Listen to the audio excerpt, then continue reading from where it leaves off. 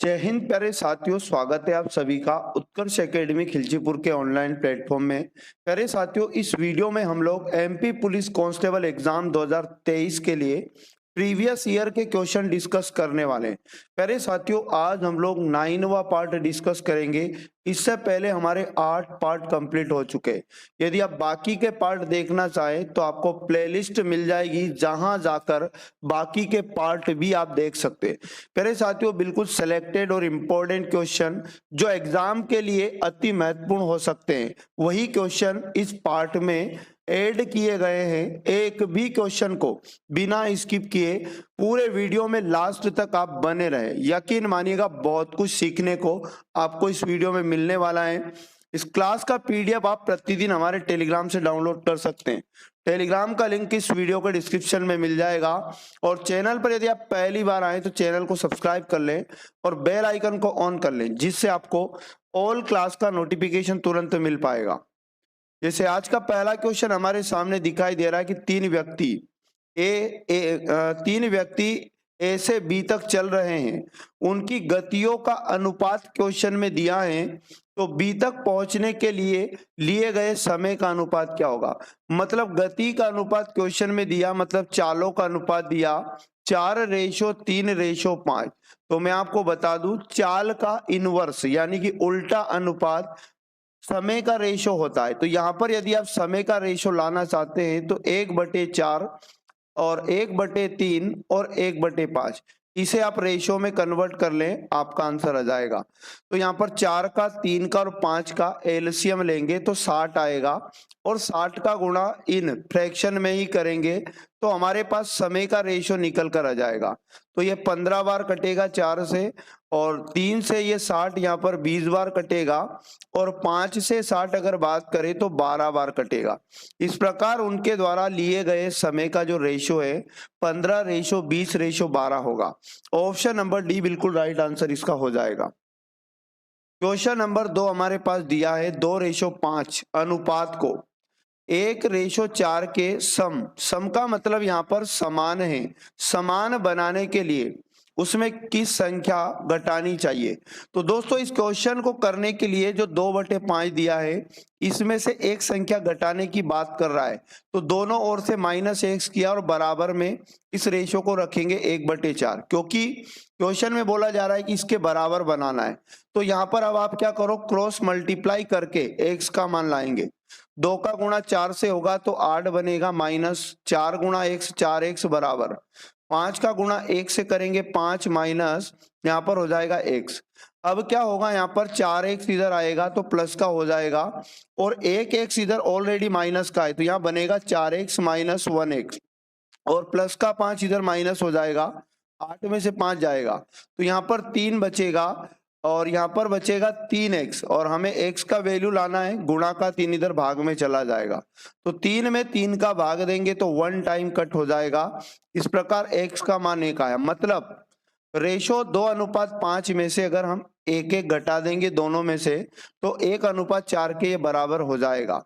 Option number D बिल्कुल right answer इसका हो जाएगा। क्वेश्चन नंबर 3 हमें दिया गया है, ए ने 30% अंक प्राप्त किए और 15 अंकों से अनुत्तीर्ण हो रहा।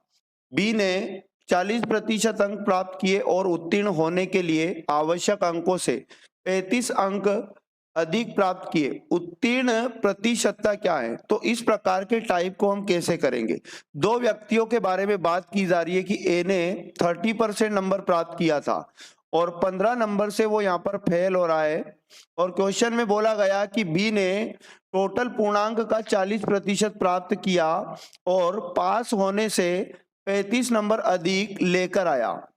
अब यहाँ पर क्या करेंगे, सबसे पहले इस एग्जाम का पूर्णांक हमें यहाँ पर निकालना है, और दुनिया की हर एग्जाम का पूर्णांक अपने आप में 100% होता है। तो पूर्णांक निकालने के लिए क्या करेंगे, ए को बी की बराबरी करने के लिए कितने प्रतिशत नंबर चाहिए, तो 10% नंबर चाहिए। अब यहाँ पर मैं आपको बता दूं, संख्यात्मक रूप से ए को बी की बराबरी करने के लिए कितने नंबर चाहिए, तो ए 15 नंबर से फेल हुआ तो 15 तो पास होने के लिए चाहिए, और बी की बराबरी करने के लिए बी 35 नंबर ज्यादा लाया तो 35 नंबर ये चाहिए। इस प्रकार यहाँ पर ए को बी की बराबरी करने के लिए 50 नंबर चाहिए। तो इस क्वेश्चन में 10% का मान 50 अंक है, तो यहाँ से 1% का वैल्यू लेके आएंगे हम लोग और 50 का भाग 10 में देंगे तो 1 0 से 1 0 कट जाएगी। अब यहाँ पर क्या करेंगे, इस एग्जाम का टोटल पूर्णांक हमें यहाँ पर निकालना होगा। तो जो 1% का मान आया इसमें 100 का गुणा करेंगे तो 100% का वैल्यू निकल जाएगा। 500 नंबर का यहाँ पर पूर्णांक था इस एग्जाम का। पास होने के लिए कितने प्रतिशत नंबर चाहिए ये हमें बताना है। तो अब क्या करो, 500 का ए ने कितना प्राप्त किया 30%, ए से कर लो या फिर बी से कर लो। तो ए ने 30% प्राप्त किया तो 500 का 30% निकाला, मतलब ए ने कितने नंबर प्राप्त किए 150 नंबर प्राप्त किए।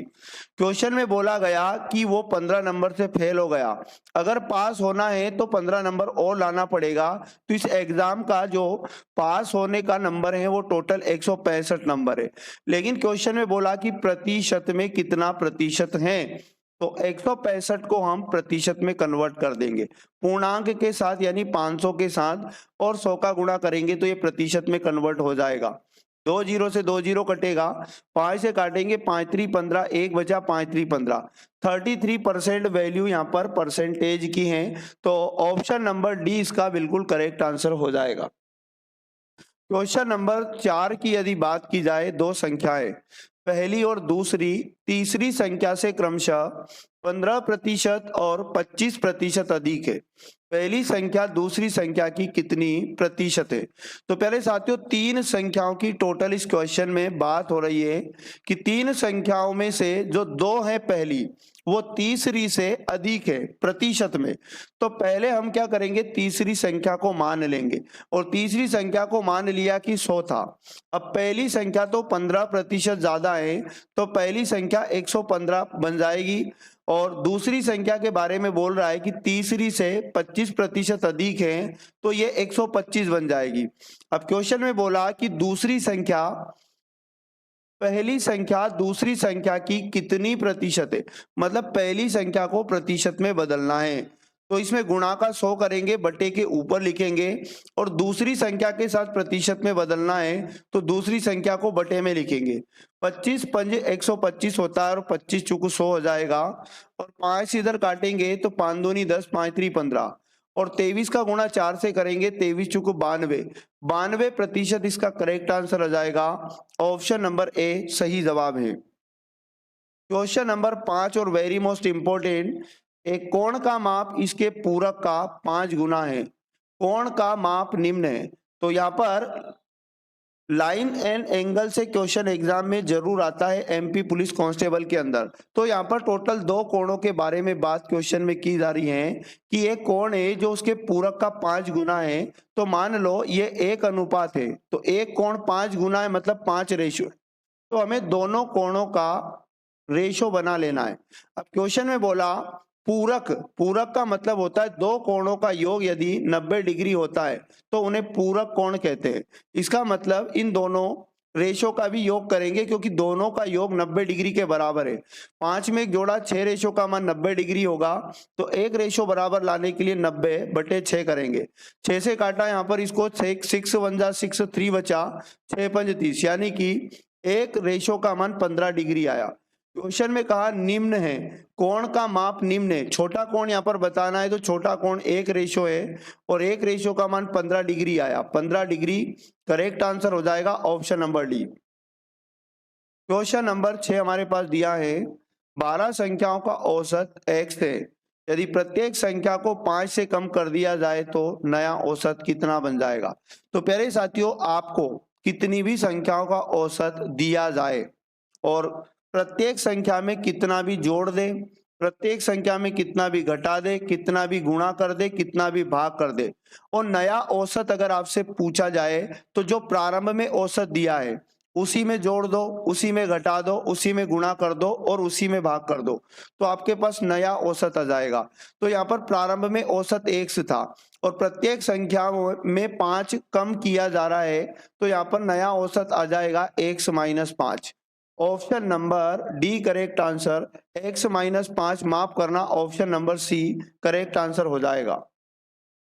क्वेश्चन नंबर 7 की यदि बात करें, एक ही स्थान से चलने वाली दो ट्रेनें क्रमशः 50 किलोमीटर प्रति घंटा और 55 किलोमीटर प्रति घंटे की गति से चलती हैं। यदि दोनों ट्रेनें एक ही दिशा में चलती हैं तो एक दूसरे से 85 किलोमीटर दूर होने में कितना समय लगेगा। तो यहाँ पर दो ट्रेनें एक साथ एक ही दिशा में चल रही हैं, तो यहाँ पर सबसे पहले उनके बीच समांतर चाल निकालेंगे। और समांतर चाल का मतलब ये होता है कि यदि दो ट्रेनें यानी दो चालें एक ही दिशा में हो तो दोनों चालें घट जाती है। तो यहाँ पर हम क्या करेंगे, 55 में से 50 को घटाएंगे तो हमारे पास बचेगा 5 किलोमीटर प्रति घंटा। अब यहाँ पर पूछा है हमसे समय, और समय का फॉर्मूला होता है दूरी बटे चाल। क्वेश्चन में दूरी दिया 85 किलोमीटर और किस चाल से, 5 की स्पीड से। समांतर चाल याद रखना, 5 से काटेंगे तो यहाँ पर आ जाएगा 17 घंटे। 17 घंटे में याद रखना दोनों ट्रेनें एक दूसरे से 85 किलोमीटर दूर हो जाएगी। Option number C correct answer हो जाएगा। क्वेश्चन नंबर 8 और आईएमपी क्वेश्चन, a/3 बराबर b/4 और बराबर c/7। तब क्वेश्चन में पूछा a + b + c बटे में c इसके बराबर है। तो मैं आपको बता दूं, जब भी कोई अल्फाबेट ABCD के बटे में कोई संख्या होती है और बराबर का साइन होता है तो यहाँ a का मान भी उसके बटे वाला मान होता है, हमेशा याद रखना। और b का मान यहाँ पर 4 हो जाएगा और c के मान की यदि बात करो तो ये 7 हो जाएगा। अब क्या करो, ABC के इस मान को यहाँ पर पुट कर दो जहां पर पूछा गया। a + b, तो a का मान 3 है प्लस b का मान यहाँ पर 4 हमारे पास और प्लस c का मान 7 है और बटे में कहा जा रहा है c, तो c का मान कितना है 7। इनको जोड़ देंगे और 7 का भाग लगा देंगे। तो यहाँ पर 7 4 11, 11 3 होता है यहाँ पर 14, 14 में 7 का भाग देंगे, 7 दूनी 14। 2 इस क्वेश्चन का राइट आंसर आ जाएगा। ऑप्शन नंबर ए बिल्कुल सही जवाब है। क्वेश्चन नंबर 9 और मोस्ट इंपोर्टेंट क्वेश्चन है, 1/2 की घात 3 गुणा में 1/2 की पावर 3 इस पद का गुणनफल क्या होगा। तो आप लोगों को इसको सॉल्व करने के लिए आपको घातांकरणी के रूल पता होना चाहिए। घातांकरणी का एक रूल आपने पढ़ा होगा, a की पावर m गुणा a की पावर n। इसका मतलब यह है कि यदि कोई दो आधार समान है तो गुणा के चिन्ह में याद रखना घाते जुड़ जाएगी, a की पावर हो जाएगा m + n। तो यहाँ पर भी आधार समान है तो गुणा में घाते जुड़ जाएंगी, तो 1/2 और दोनों घाते जुड़ जाएंगी, यानी 3 में 3 जुड़ जाएगा तो हमारे पास बनेगा 1/2 की पावर 6। अब 1 की पावर 6 करेंगे तो 1 ही आएगा और 2 की पावर 6 करेंगे तो 64 आएगा। 1/64 इस क्वेश्चन का बिल्कुल राइट आंसर हो जाएगा, option number A. Question number 10 और आईएमपी क्वेश्चन है, पहली 40 प्राकृतिक संख्याओं का औसत बताओ। तो प्यारे साथियों, कितनी भी पहली प्राकृतिक संख्याओं का औसत यदि लाना है तो एक कंसेप्ट आपको याद रखना है, औसत बराबर याद रखिएगा n + 1 और बटे में 2 कर दोगे तो पहली 40 50 100 कितनी भी प्राकृतिक संख्याओं का औसत निकल जाएगा। n का वैल्यू वो मानना है जितनी प्रथम प्राकृतिक संख्याओं का औसत लाना है, तो n बराबर इस प्रश्न में 40 मानेंगे तो 40 और प्लस 1 बटे में 2 हो जाएगा। यहाँ पर जोड़ेंगे 41/2, 2 का भाग देंगे तो 20.5 औसत आ जाएगा। Option number C correct answer हो जाएगा। तो प्यारे साथियों, ये थे वेरी मोस्ट और आईएमपी क्वेश्चन।